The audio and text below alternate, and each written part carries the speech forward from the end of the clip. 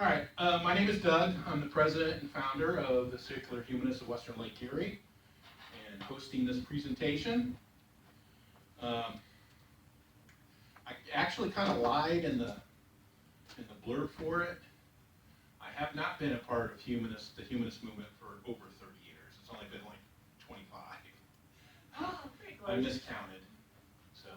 Ran out All right, of that's fingers. it. I'm leaving. That extra 5 years is going to mean a lot. Yeah. More lack of trust. But yeah, I was served as a president and a board member for the Humanist Community of Central Ohio down in Columbus from the mid-90s until I moved back up here to Northwest Ohio. Founded this group last year. Part of the reason we're having this little workshop tonight is because some people had wanted to have something during the week in the evenings. Our general meetings are usually on Saturdays, Saturday afternoon. And so hopefully people, I plan on doing at least 4 of these, one a month, this type of workshop type thing, and see how it goes and see if people show up and new people show up and find out. What we're going to do today is we're going to start at the beginning with the foundation of humanism, a little bit of history. We'll probably dip our toes into some of the manifestos that have been written, some of the other statements that have been written. Probably the next workshop will probably deal with living in a religious world as humanists. So you might want to be interested in that. I figure it's going to be November, around the holiday times. It'd be a good time to talk about that. And then we'll probably get into activism for one of our workshops. And I haven't decided yet what we're going to do for the 4th one. And so this one is the introduction.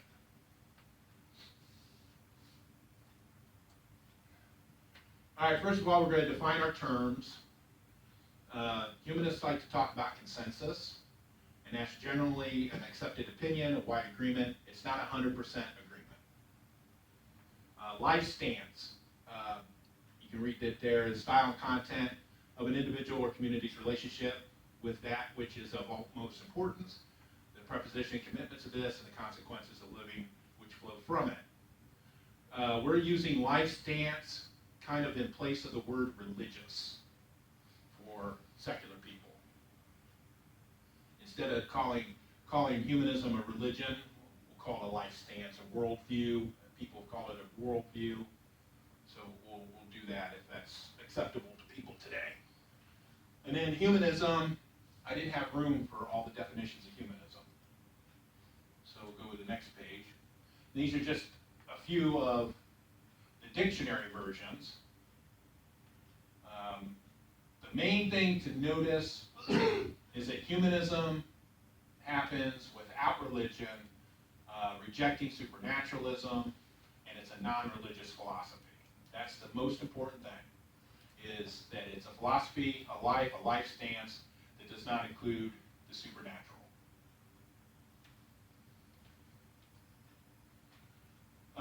Humanist consensus. This is the minimum statement on humanism from Humanist International.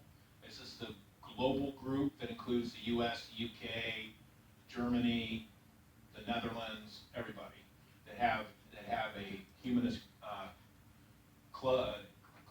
group, national group.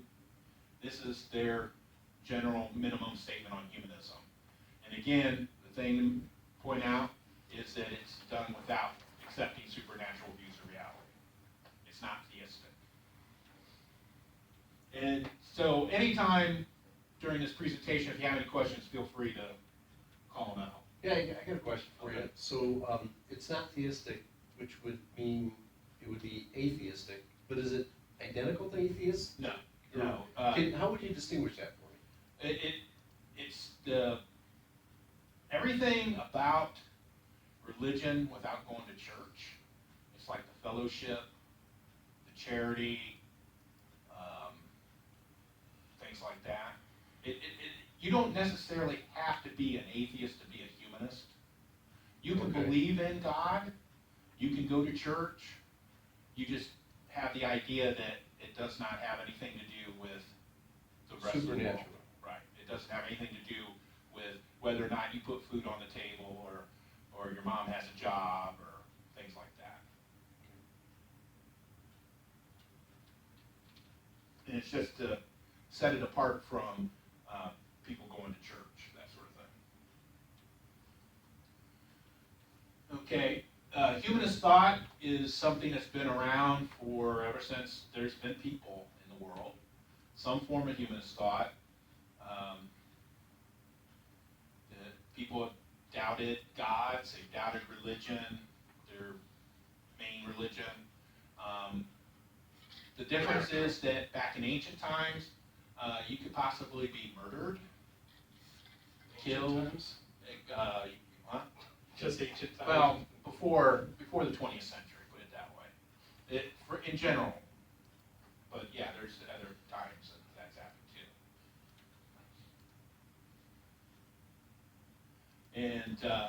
And so, because of that, public expressions of humanist ideas have often been suppressed or destroyed, and at other times such ideas have probably been voiced only in private. One person I remember, shoot, I can't think of his name now. He's a writer, Spanish philosopher.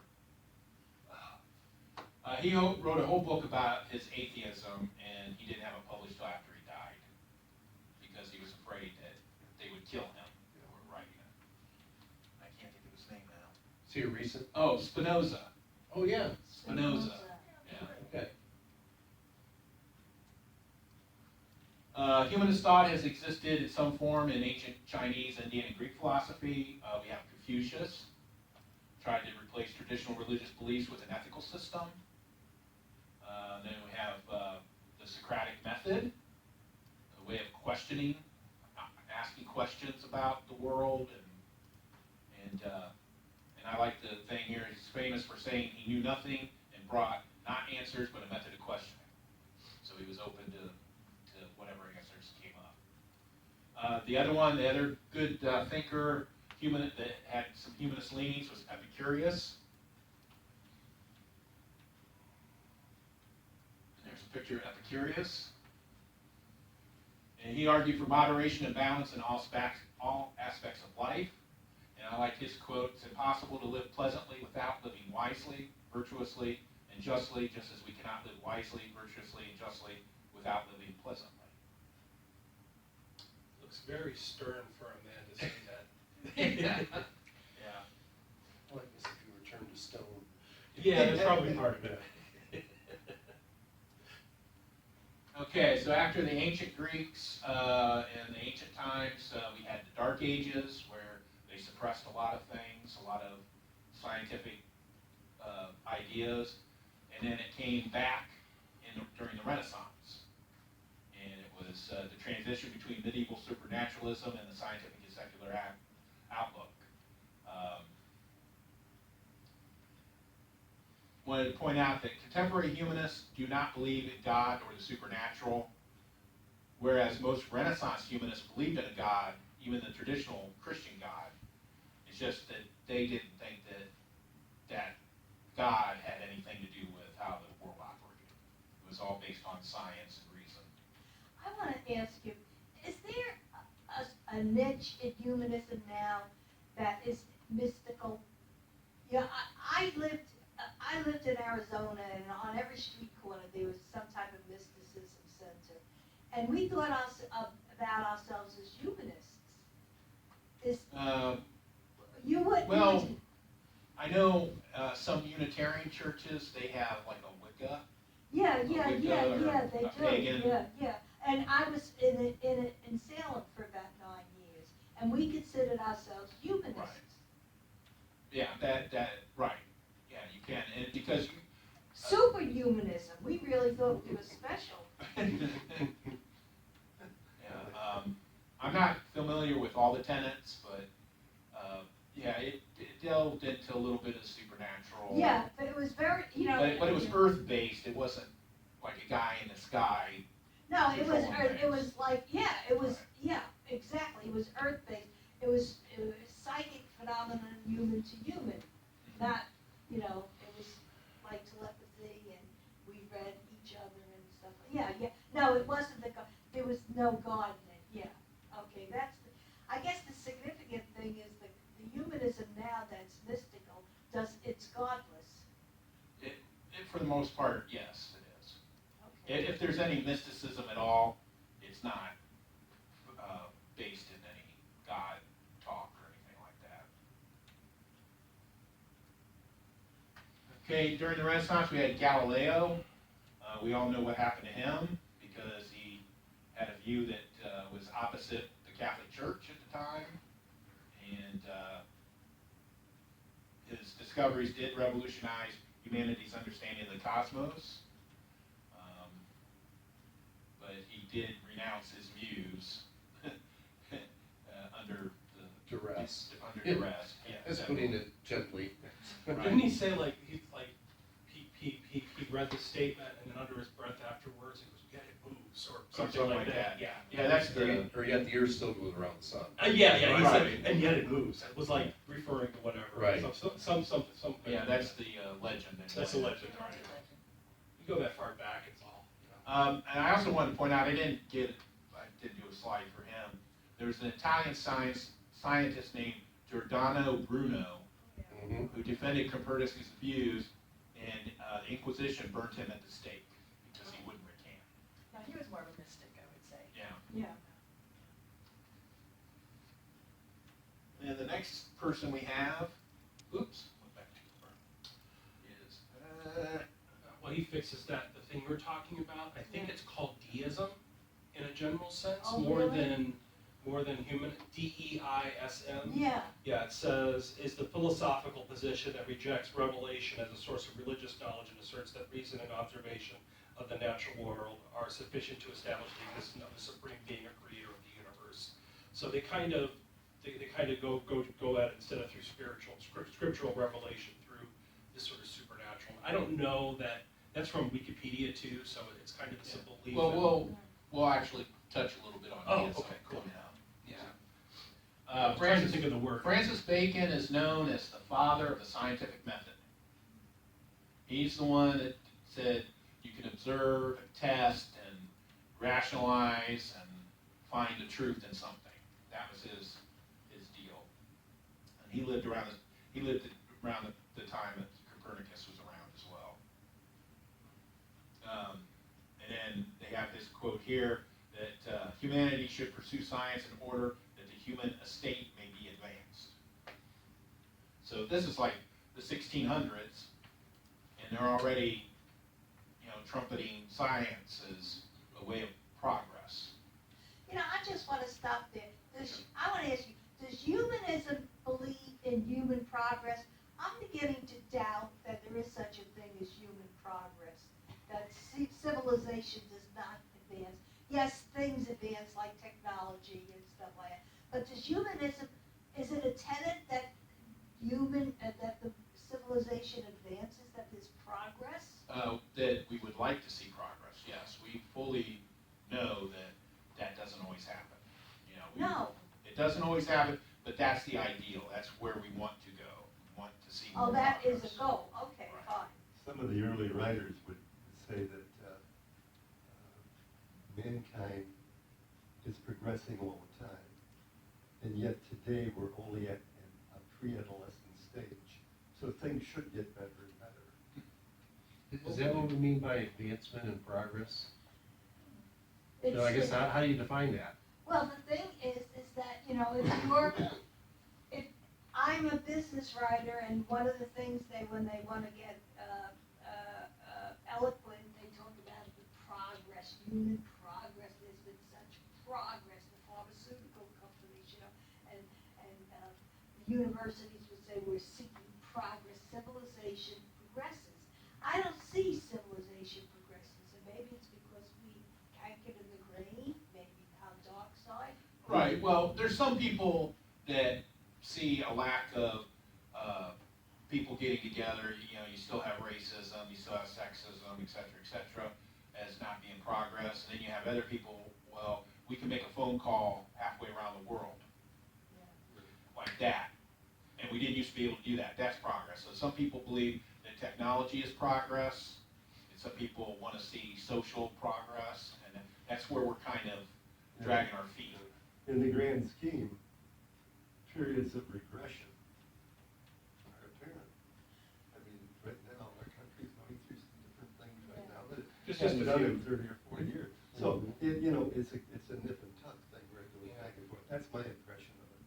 For me, I view humanism more as a lens to which to judge human progress, to see if because it's all about people flourishing and living better and happier lives, and more freedoms, more options that are good for us, and not just having to choose between two miseries.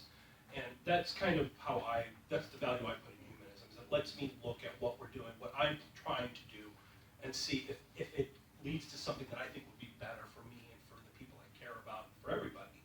So, and that's how I look at it, not so much as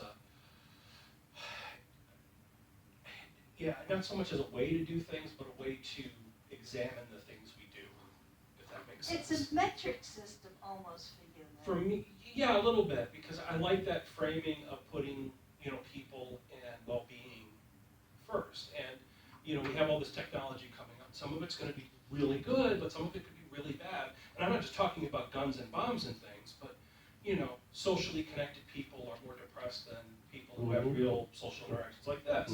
So that kind of thing. I lived on an island, a very isolated, primitive island for a number of years. And we always thought they were backward. That would have been what we would assess them coming from North America. Yet, one thing that they didn't do is wear a watch. So the constraints of time were not like they are. We got to get out of here at 8 o'clock because they led happier lives. They had Yes. good family lives. They enjoyed their kids. They enjoyed picking a fish out of the ocean. So there's all progress is progress. However, your lens is the Yeah. way. That's it. Yeah. Yeah. I was going to ask you if they were happier. They are. Yeah. They were. And the only thing that made them unhappy is when we reminded them that we had a dish in our yard and a generator that we could watch television from so many miles away. They didn't have electricity, so then they would feel bad, and maybe they'd want to steal yours. That kind of thing. You introduced corruption. Absolutely. We have wait, are you saying we have a Satan in the room? Is that's? If you had been a humanist, you would have not set that up. It was a disruptive force in a negative way. It is, and unfortunately, that's what being human is all about. All right, so further down the timeline, Okay. we have the Age of Reason, also known as the Enlightenment in the 17th century. The big thing to know about that is that we had the work of scientists such as Copernicus, Galileo, Newton. Universal laws were established for mechanics, optics, and gravity. And the thinkers of the Enlightenment focused on developing this knowledge for the natural world and on trying to apply the scientific method to the study of humanity and society.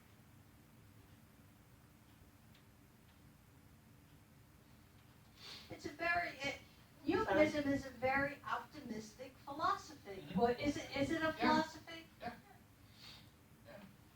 Not always optimistic. I mean, we look at fellow humans and realize this is what we've got to work with. Including We try to within be ourselves, optimistic, yes. yeah. So this is Also appearing during the Age of Reason, we have the deists, as we were mentioning before. They believed that God created the universe and then didn't have anything else to do with it. That was their main thing. And they believed that the ethics and knowledge must be grounded in human reason and nature, not claims of supernatural elevation. And I do want to point out that you should not confuse deists with ceremonial deism, which is a legal term used to justify government promotion of religion. When they talk about supporting prayer in the legislature, they call it ceremonial deism. Well, I think Sandra Day O'Connor coined that term. A civic religion is what they called it. But that's not who deists are. The deists they would support separation of church and state, and they did, because we know some deists. It's an interesting, almost a lie in the name of it, Mhm. the way they use it. Yeah. And then we have another big thinker during the Age of Reason, Montesquieu, or also known as Charles D. Secadat. I don't know how to pronounce it. He developed the separation of powers, executive, judicial, legislative. That was his big thing. That brings us to the American Revolution. So you have all of this humanist thought from the centuries, and it kind of goes into the deists and into the American Revolution, where they take Montesquieu's ideas and they formed a country out of it. Checks and balances, we had the Bill of Rights, the Constitution, and basically it's what they came up with was the inalienable freedoms, the right to life, liberty, and the pursuit of happiness. And that's a very humanistic ideal. I really like that last sentence you have on there, the promise of individual rights and freedoms. Is that a Dougism, or is that No. something you copied? Yeah, that's something I copied. Because Yeah. I think we lose track of some of these things when we talk about what it means to be American. That's a different topic, I think. Yeah, that would be another time. This is just a broad overview. Yeah. All right, so things kind of didn't go very quickly until the 19th century, when we had this explosion of free thought humanist groups. They had different names: rationalists, non-confessional, atheists, secularists, naturalists, a couple of French terms in there. And we had agnostic, which was coined by T.H. Huxley. Ethical culture, we talked about that in a general meeting we had on the ethics of humanism. Ethical culture was really the first humanist group founded in the United States, and it was founded in 1876. And the New York chapter is still in existence. And they're looking for a new leader, so anybody's interested. My resume out there. All right, and so some of these groups were primarily anti-clerical, focused on critiquing religion, the power of the clergy, while others saw themselves in a new, progressive, non-theistic form of religion. And then the term humanist wasn't widely known until the Humanist Manifesto was published in 1933. And then that pretty much spread as a catch-all phrase for all of those non-theistic groups that were worried about promoting human welfare without the reference to God, so it's supernatural.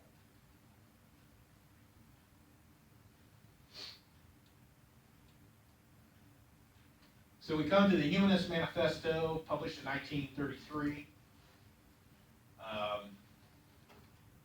It rejected absolute authority, divine commandments, revealed knowledge in favor of democracy, human values, and free inquiry. I think there's approximately 15, 14 points. It's a very long document.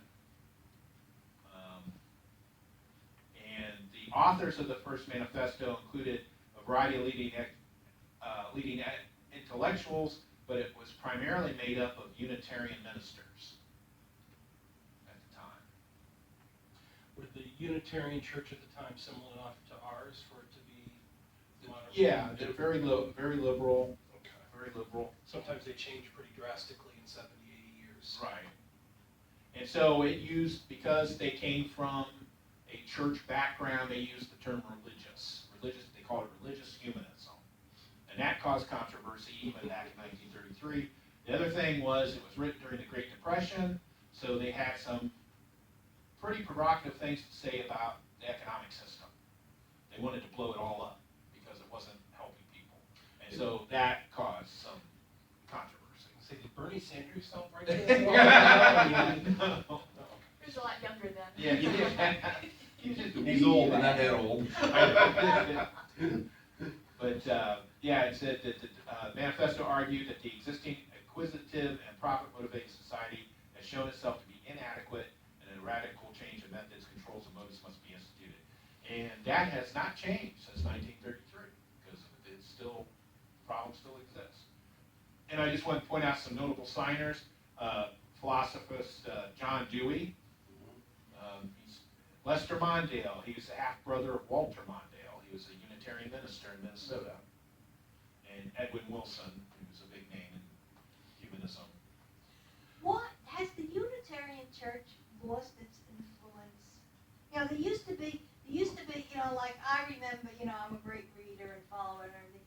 I mean, they used to be always in the news as in leadership positions, you know, provocative. I mean, has it lost its influence?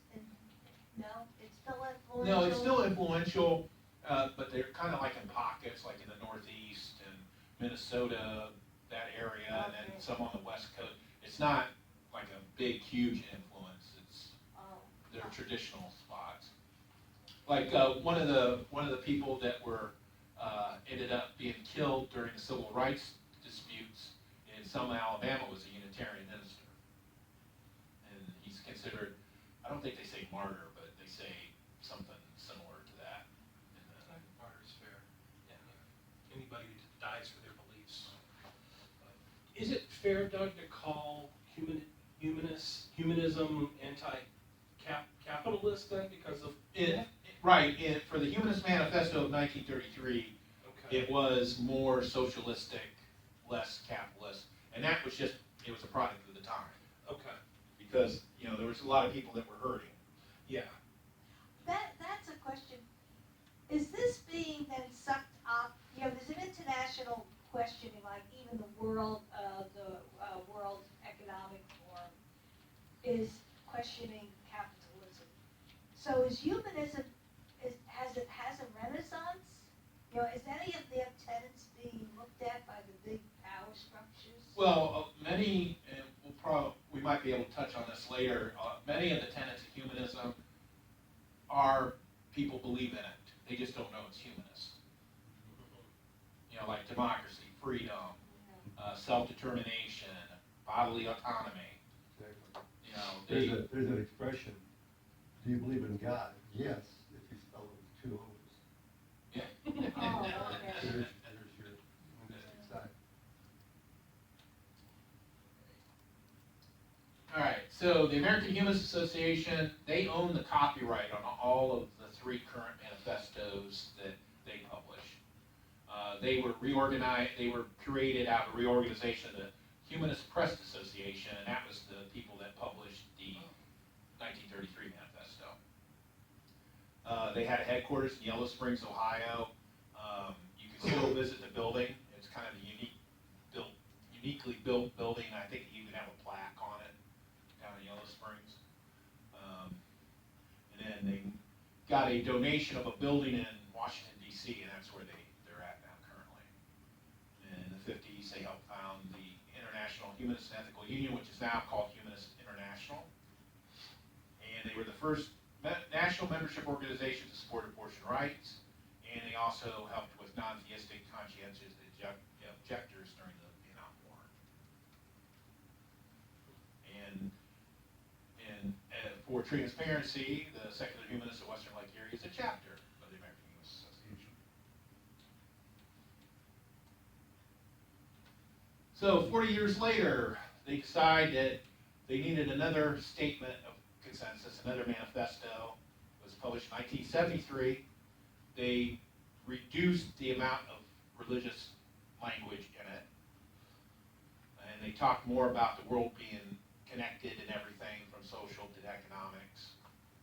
And then I just included a quote from that document.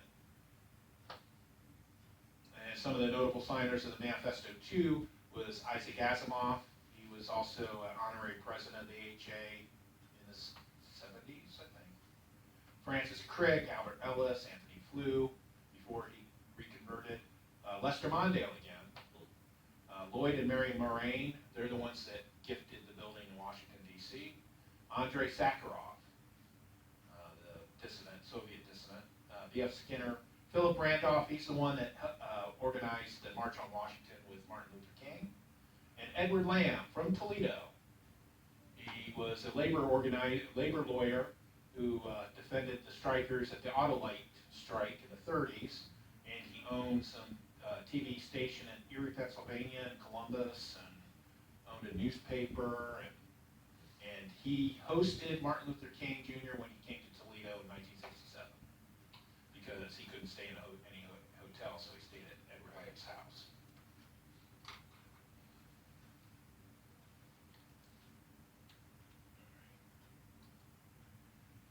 And then Humanist Manifesto 3 was published in 2003. It's very small. It was on one of the cards. We have a card. It's on the back of a card. Just one Business page. card. Yeah, business card. Just one page. Just makes very brief points. The word manifesto is de-emphasized. The title that they use is called Humanism and Its Aspirations. And then I included a quote from that document as well. And then listed some other notable signers. You'll also see Lester Mondale. He was 99 years old when he signed Manifesto 3.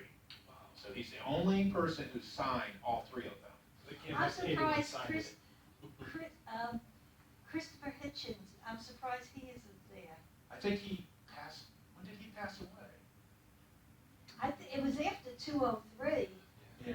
Well, I don't think he was into organized humanism Oh, as okay. much as he was Because he firebrand really atheism. admired Richard Dawkins. Yeah. Yeah, they were friends. They were friends. Well, Margaret Downey's a sweet lady too. She's Right. And I wouldn't call her a firebrand as much as she is just determined. When Yeah, her she kids went were out. Yeah, she went after the Boy Boy Scouts. Scouts. Back when her son had problems getting accepted in the Boy Scouts, and she And she helped Yeah. start the Thomas Paine celebration. yes. Is that Philadelphia or? Oh forget where gosh, that's I don't at. know. Beth Lamont is the daughter of Corliss Lamont, who wrote a book about humanism. Then Amazing Randy. And Kurt Vonnegut also served as an honorary president of the AHA at one point. And my friend down in Columbus, August Brunsman, that's why I put him on there. I'm He was- glad. Yeah, August. he's the original executive director of Secular Student Alliance. Great organization. Yep, that's like it. Yeah. He's a good guy. But I went to the AHA convention in 2001 in Los Angeles, and they had a workshop where they were working on a draft of Manifesto 3. And the biggest concern from the audience, and I was the only one, I think, that was under 40 at the time, was concerned was that it was called Manifesto. Because they were worried about the communism tanked. So that's kind of why they de-emphasized that word. It's still officially called the Humanist Manifesto 3, but they promote it as humanism and its aspirations. And I also will tell you, too, that the AHA board has deemed Manifesto 1 and Manifesto 2 as historical documents. They're not in force. They're just around for historical perspective. But this is the current, Manifesto 3 is the current humanist consensus of the American Humanist Association. It's fun to de-emphasize it. The Unabomber had a. I was thinking of the white supremacist manifestos we've seen Yeah, recently. you know, those wackos Yeah, have a but bad- at the time, I was not bothered by it. There was more people that were bothered by it in this little workshop than I was, but. And then there's been other statements made. The Affirmations of Humanism in 1980, that was from the Paul Kurtz's group, CFI, the Center for Antiquary. It's their secular humanism branch. They have a branch.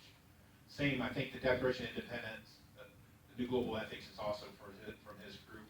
And then the Amsterdam Declaration of Humanism was from the Humanist International, and they worked on a general statement about that.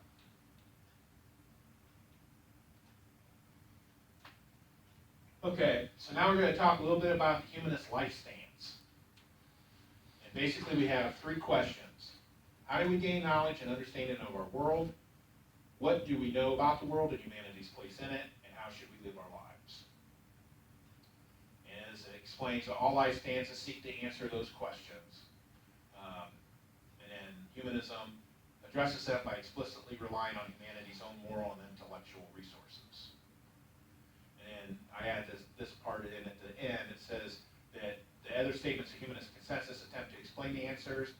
describing the humanist life stance, they use humanism with a capital H. So you don't get confused with cultural humanism, like paintings of people, that would be a cultural.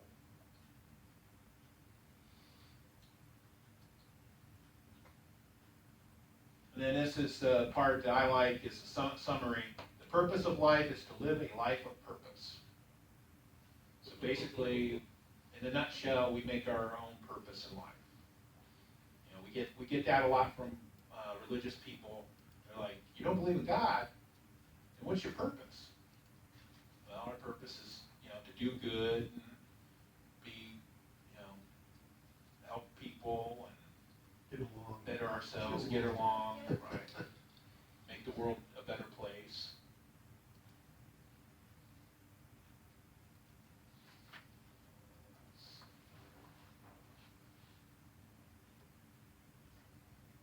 But this is so deviant from the ethos now because of technology.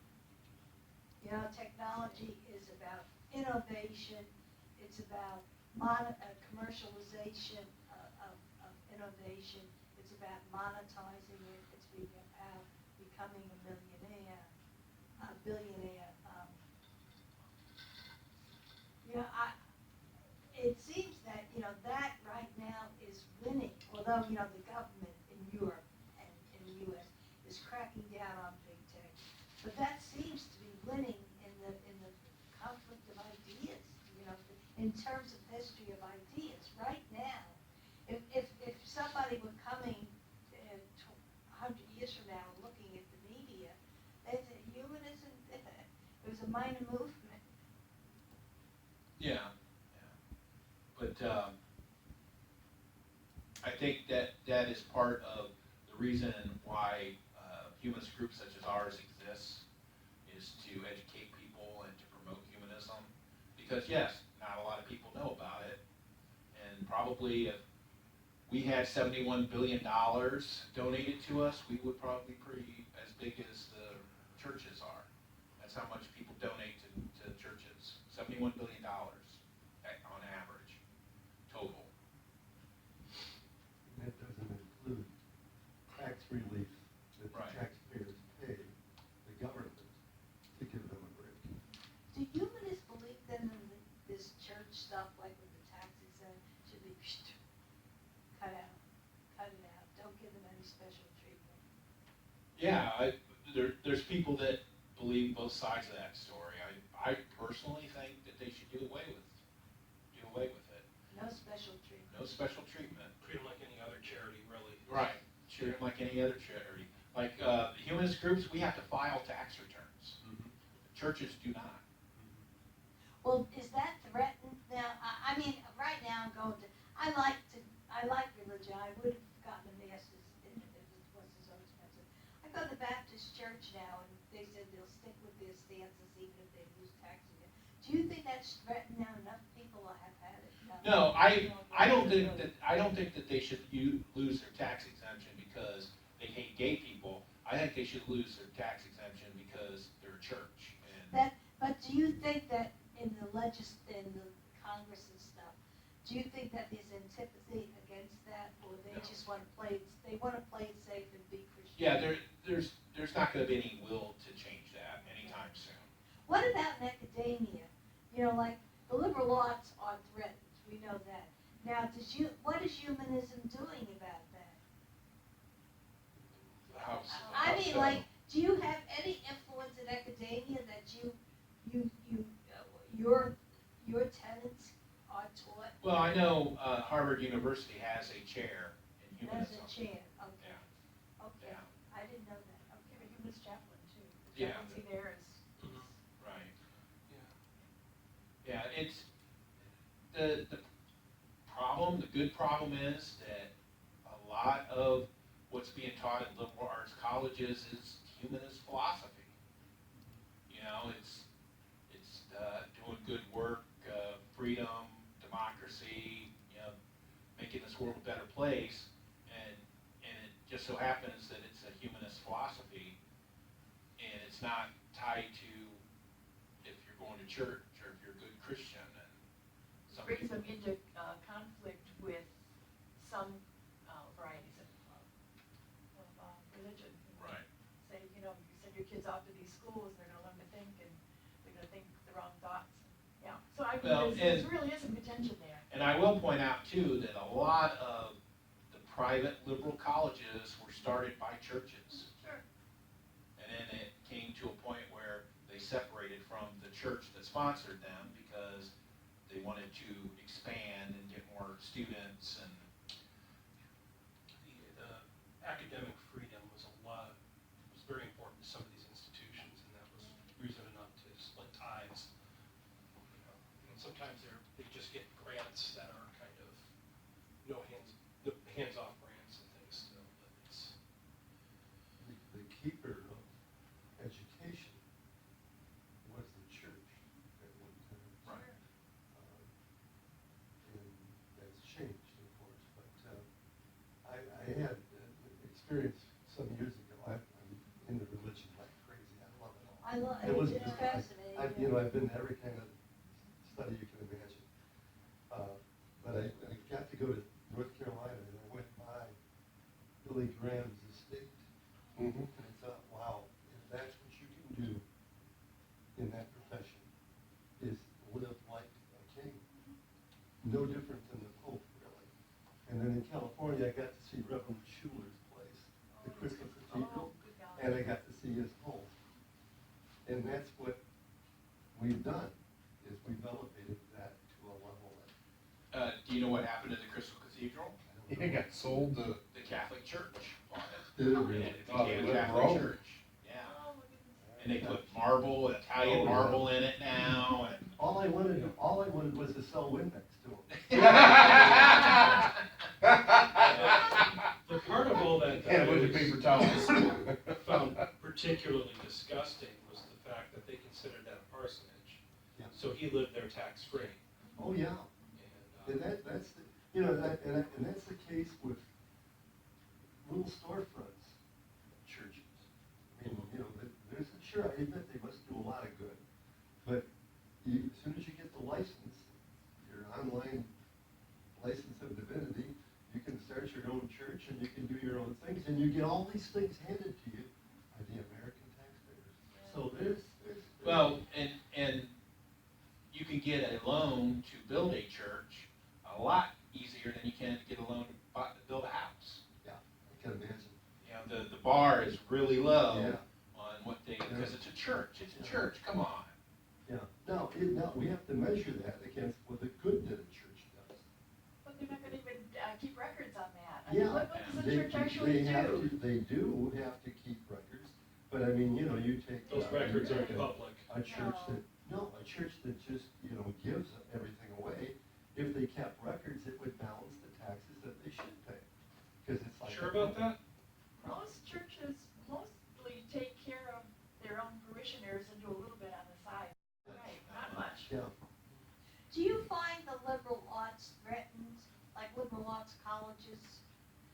No, Yeah, I mean, they there's put some stuff, on- yeah, there's stuff that gets put in the news and you see these big things where somebody gets denied a speaking engagement or whatever, Deplatformed. deplatform, and that's like minuscule about the rest. I mean, when I went to Ohio State in the 80s, it was like we were reading that in the paper every day that they were gonna swoop in and get all the liberal professors out. It never happened. It's just like, it's like fear mongering. I mean, it's something you need to pay attention to, but it's like, the probability of it happening is very small. Do young people want to study the liberal art, like the history of ideas, or do they just want to get what's necessary for a career? Like, But yes, to both. Yeah, there's students Yeah. that want to study ideas, and there's people that want to also it's. go make money. Yeah, the problem is that the liberal arts education is so much more expensive in, dollar, per capita dollars and dollar earning potential in the end. If you adjust for inflation and everything, it's so much more expensive today to get than it was at any time in the past. And I also want professional people to have some liberal arts background. Yeah, I Like, agree. when I was going into nursing school, we were still required to have like an Yep. ethics class and and some liberal arts classes. I don't really want a nurse who knows absolutely nothing except what's right smack dab in front of her and has no sense of the background that goes into what she's doing. You know, there's some need for, yes, there is such a thing as ethics, and there's such a thing as an unjust order, and you don't do just anything that someone tells you to because they're important.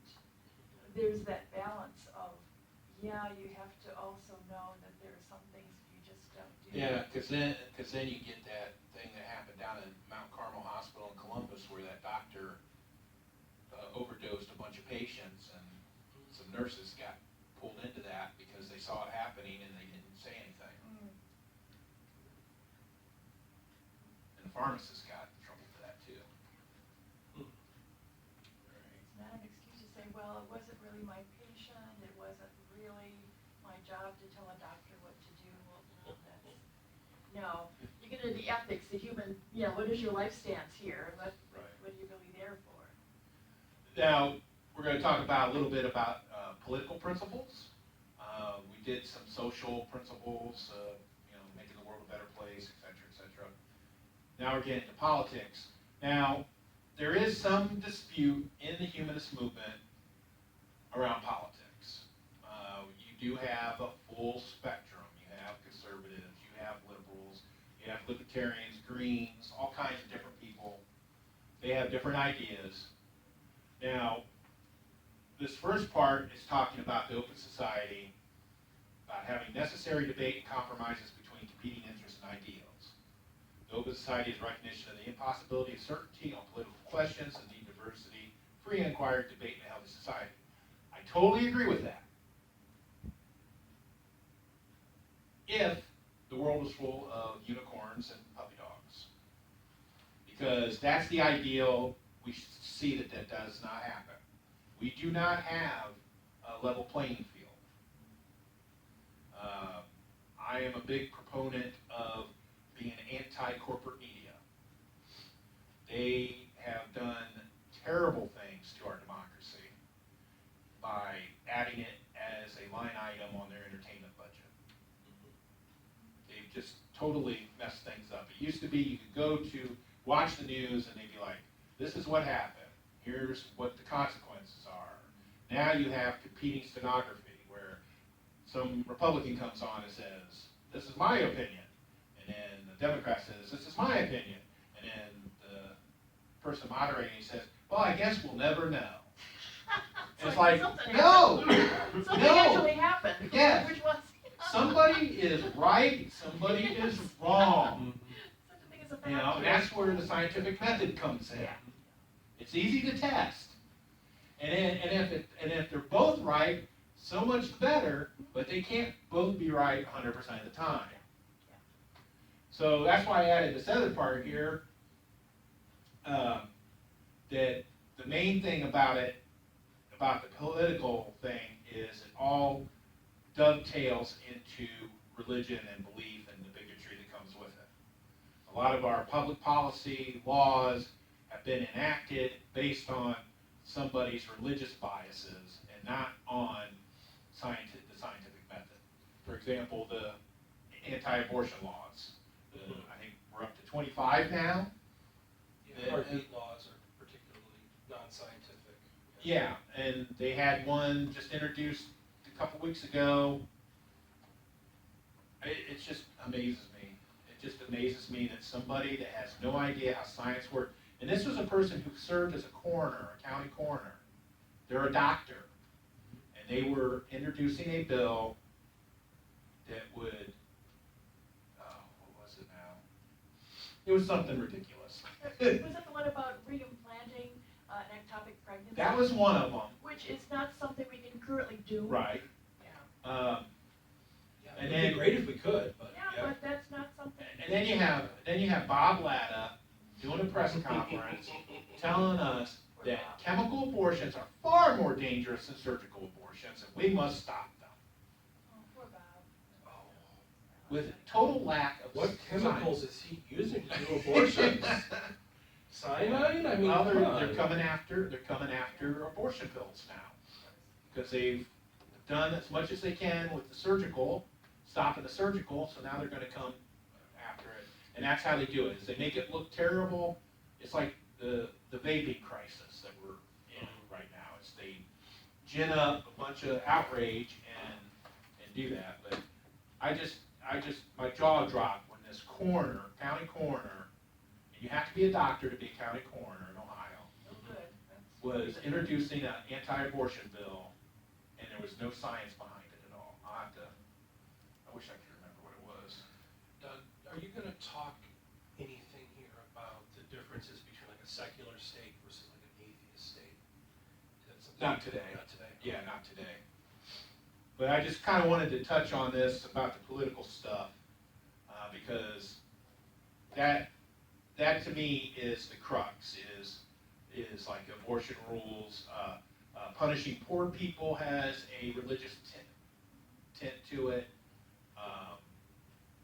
Mainly the attack on women's rights is just mind-boggling. And in Kentucky, they have the In God We Trust law now, where they have to put it up in the school buildings, things like that. It's all At a certain font size in certain locations, Right. it's not, it's.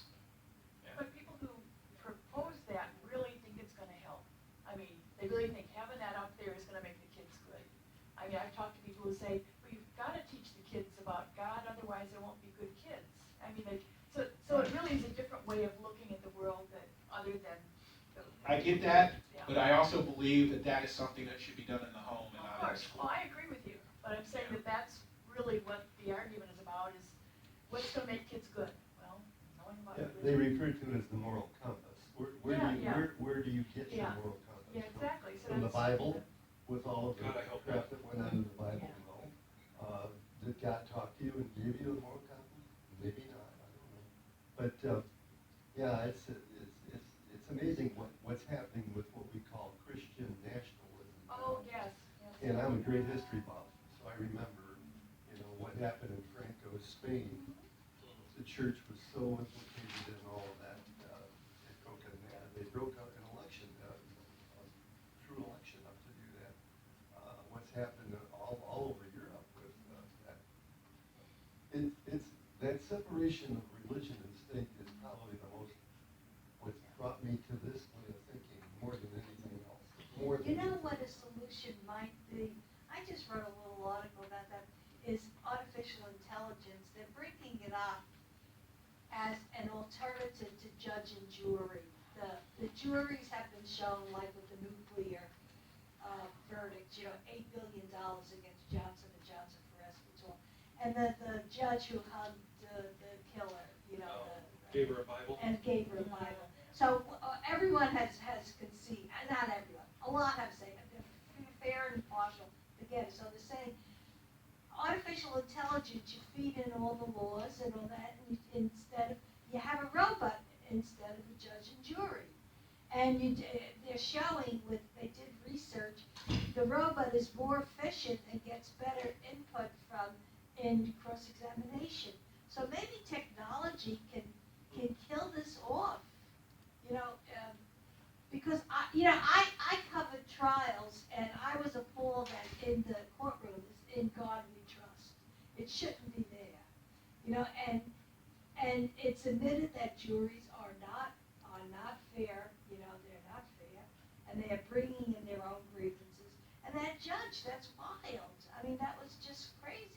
So maybe the solution, and the solution has been over and over again, like with the pill, and so that's a technology, is technology, to stop all this craziness. Yeah, I would still want to have a human element into there.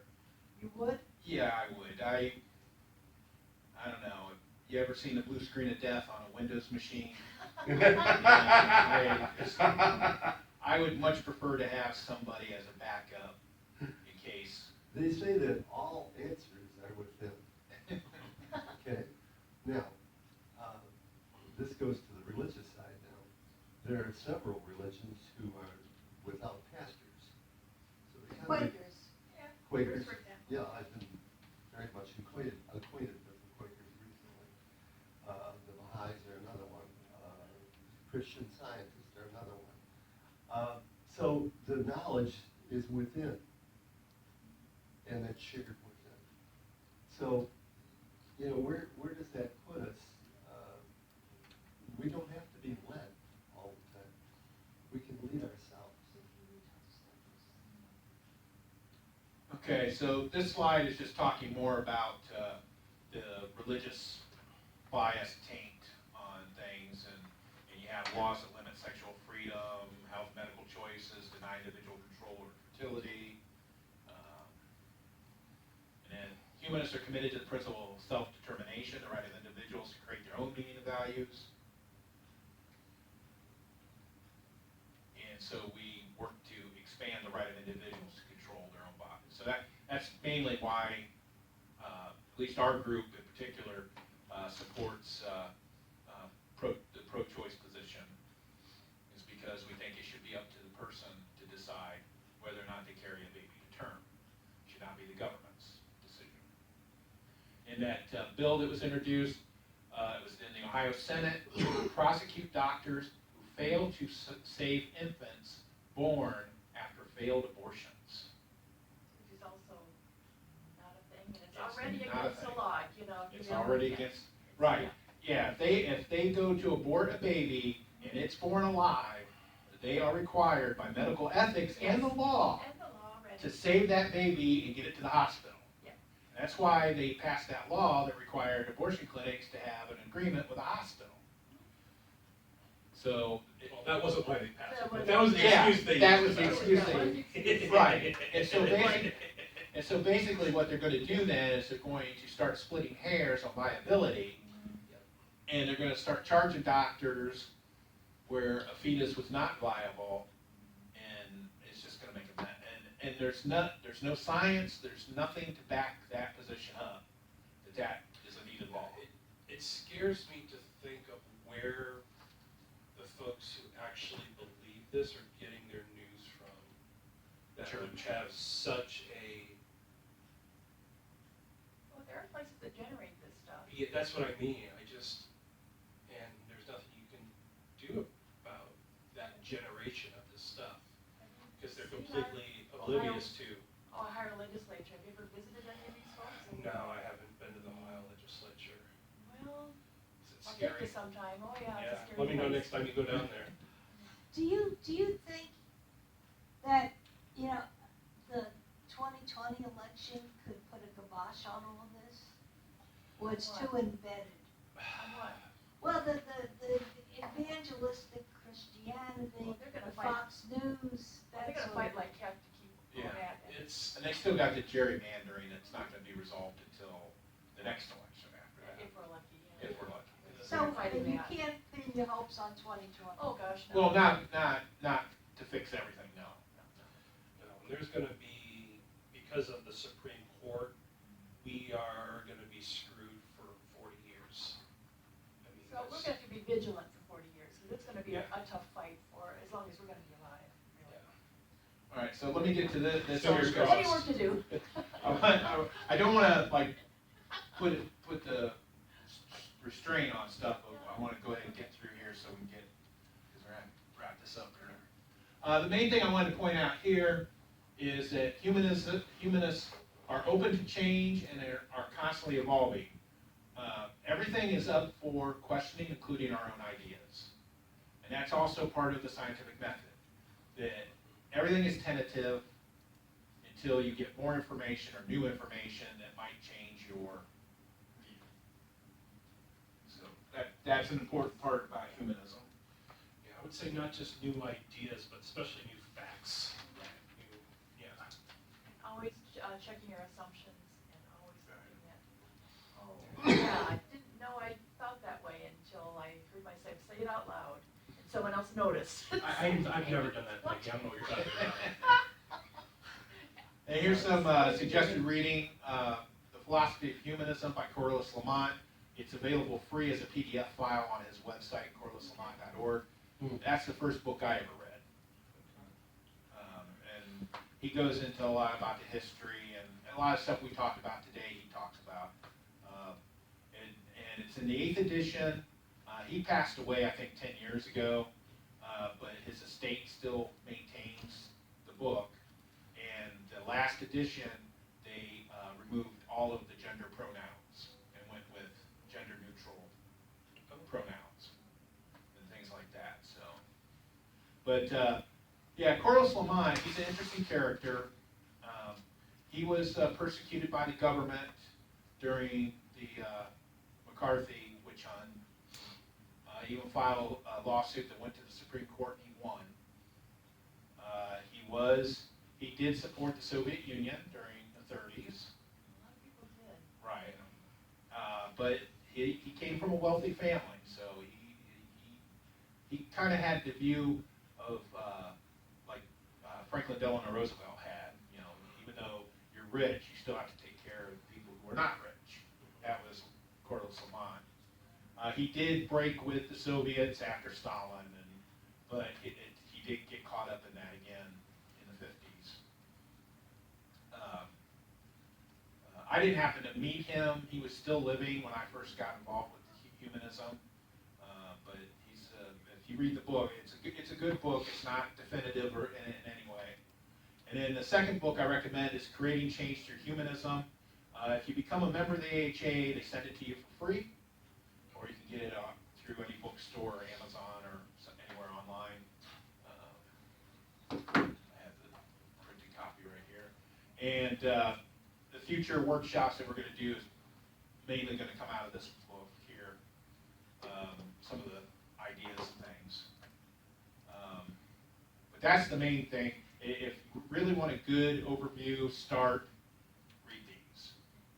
I recommend them. Questions? It seems that humanism really is critical thinking. Very important, yes. Excellent. So if you train, like in high schools, and knock out all the nonsense, and you train students in critical thinking, you're going to have a generation of humanists. Yeah, That's and the fear. it's a fear. There has been a lot of in the news about the growth of the nuns, people that are not affiliated with any particular religion. They may believe in God, they may not believe in God, but they don't trust organized religion. So they aren't members of churches or anything like that. It's up to 23% of the population right now. The nuns. That's what they call them, the nuns. And Yes. Yeah, and it's not just atheists and agnostics, it's also believers who just don't go to church. Or as my aunt used to say, a non-practicing Catholic. She was a non-practicing Catholic. I don't know if you have any opinion on this, but there's a lot of criticism of Alcoholics Anonymous on every level. Its success rate, even with high estimates, is 12%. People say it's not a religious organization. People say, but it's a spiritual one. What is your opinion about Alcoholics Anonymous? It's used by the courts, it's used by rehab, insurance is paying for it. I see this as all wrong. What do you think? It is it's based on religion. It's Yeah. based on a higher power that I can't control, and they have, that's part of their 12 steps. There are secular alternatives to Alcoholics Anonymous that ditch that part of it. And so the fact that courts send people to it, I don't agree with that at all. You shouldn't be required, you shouldn't be forced to go to it. Do you think that there will be the end of that stuff? Insurance companies say, hey, this doesn't. Well, it works for some people. It does work for some people. I just think that they should not be forced to do it. That they should be given options, like a secular option or Alcoholics Anonymous, and they shouldn't be paying for it. There have been court cases where people were convicted, and part of their sentencing was they had to join Alcoholics Anonymous.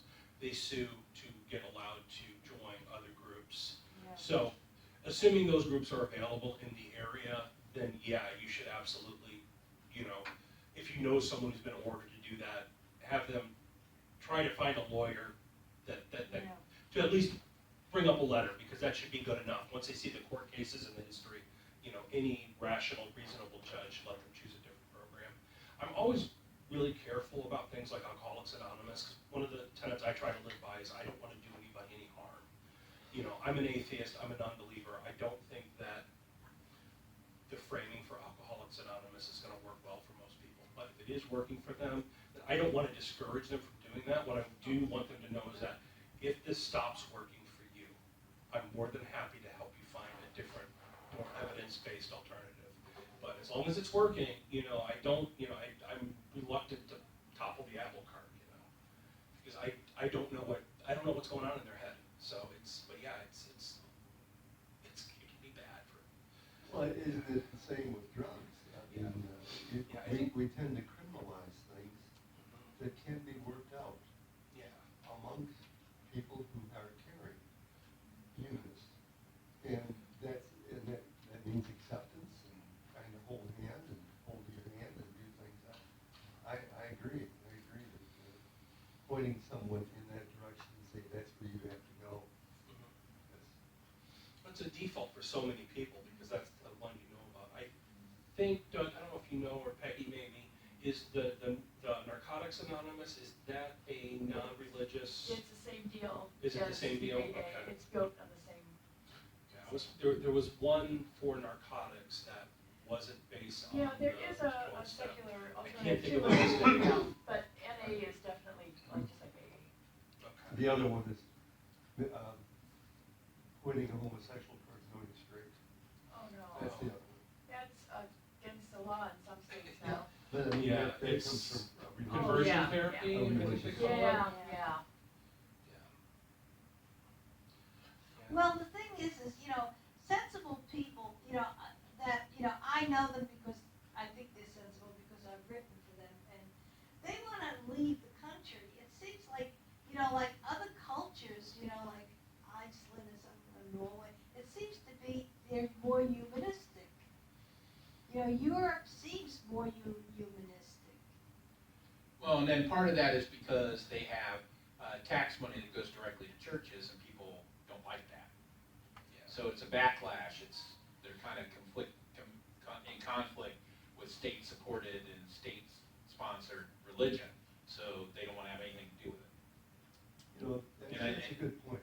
And I believe you would see the same thing here if it ever came to that. I lived in Canada way back in the 60s. And Canada in those days was trying to emulate America. They wanted to be like Americans. That was what they wanted to do. I lived there in 61, 62, 63. I moved back to Canada in 2003. And by this time, I saw the difference. What had happened is they had a very interesting prime minister, Trudeau, who was Justin's dad. And what Trudeau did is he steered them away from North America and tried to absorb a little bit of the culture of Europe, France, Denmark. And so they have become, I think, more humanistic, far less violence up there. People talk kindly to one another. I go up twice a month. Except Montreal. I've never been to Yeah, I just yeah, went to Ottawa last week. Yeah, the Quebecers in Montreal, they don't care for Americans No, too much. no. They're like the French. Well, I was there when. I went to France and I'd be fine there. I was there when She had her big Canada flag on her back and everything. They just don't like, people who Yeah, are arrogant obnoxious. people. Yeah. Arrogant people they don't like. So they don't like Americans, is what you're No, saying. I'm saying. They don't like themselves. That's the reality. But I was there, the first time I lived there, de Gaulle came and was urging them to separate, this not a Oh, peace yeah. And that was a whole period, René Lévesque, and all these Oh, things. yeah. But I was quite impressed today when I saw Justin Trudeau, who the Liberal government did not get a majority, so they don't have a majority. But they're more of them than anyone else. And he says, my primary concern is to keep the environment clean and not let people shoot each other up the streets. Well, that is certainly anti-American, isn't it? All right, well, we have to wrap it up here because we have to be out of here by 8:30. I appreciate everybody coming today. Yeah. Thank you, Doug. Thank you so much. And if, When you come again.